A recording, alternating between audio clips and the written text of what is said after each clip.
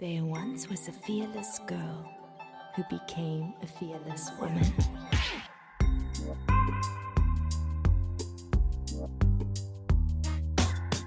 This is the story of artist Esther Mahlangu. Esther was born in 1935 on a farm outside Middelburg in Mpumalanga.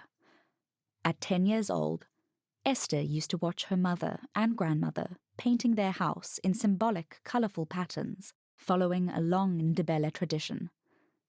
Longing to join them when they took a break from painting, she would try her luck without their knowledge.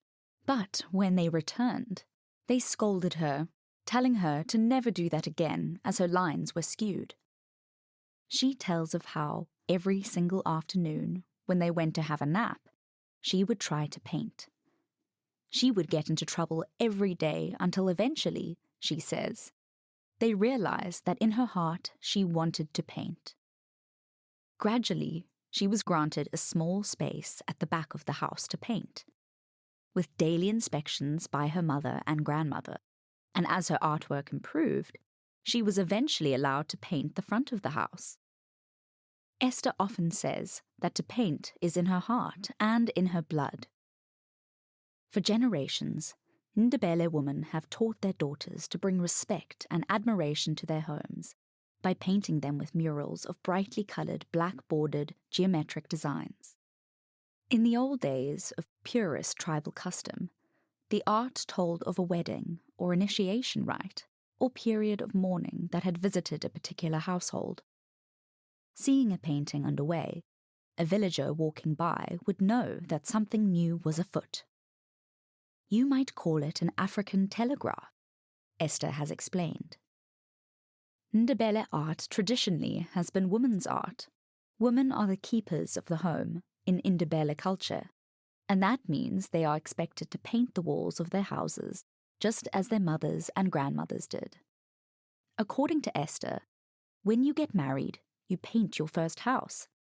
It's very important to have straight lines and not zigzag lines, because your family members will come and look. If your lines are perfectly straight, then you are a very good wife and can look after your family. A means of information and communication, the large wall paintings denoted combat, cultural ties, and the affirmation of identity at the same time. In the days when commercial paints were not available to them, the Ndebele woman used pigment from plants and clay, and their range of colours was limited to browns, yellows, reds, black or white. They painted with chicken feathers, hairy plant roots, or their fingers. Some of those practices still linger. But once women started using commercial paint and brushes, the colours and complexity of Ndebele art exploded. The Ndebele influence is apparent in the design of the new South African flag, with its geometric lines and bold colours. The custom of Ndebele painting held on through generations despite the impact of apartheid. Esther became increasingly known for her bold, large-scale contemporary paintings that reference her Ndebele heritage. She is one of the best-known African artists, whose work is often exhibited internationally, and her works are included in major private collections.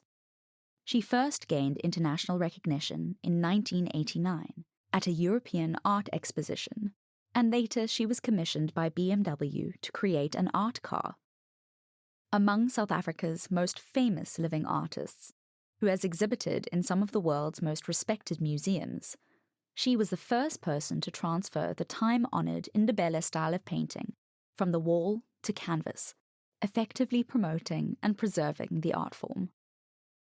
Thanks to sales of her art, she spends much of her time working in the community, teaching boys and girls painting and beadwork, techniques that were passed down to her from her mother and grandmother, so they can teach their children one day. Having set up her own art school in the backyard of her home, she travels often, spreading her culture globally to ensure the survival of Ndebele art, continuing her role as cultural ambassador of the Ndebele. Esther has earned an honorary doctorate from the University of Johannesburg, and the French decoration of the Order of Arts and Letters for her contribution to the arts. Today, there are few traditional Ndebele painters left, as girls no longer stay home. But this fails to discourage Esther. She states, "As children grow up today, they're losing their culture. I don't want my culture to die. That's why I teach children Ndebele art. They must know their culture and where they come from." Esther today still lives in her village of Siabuswa, surrounded by her people and her culture.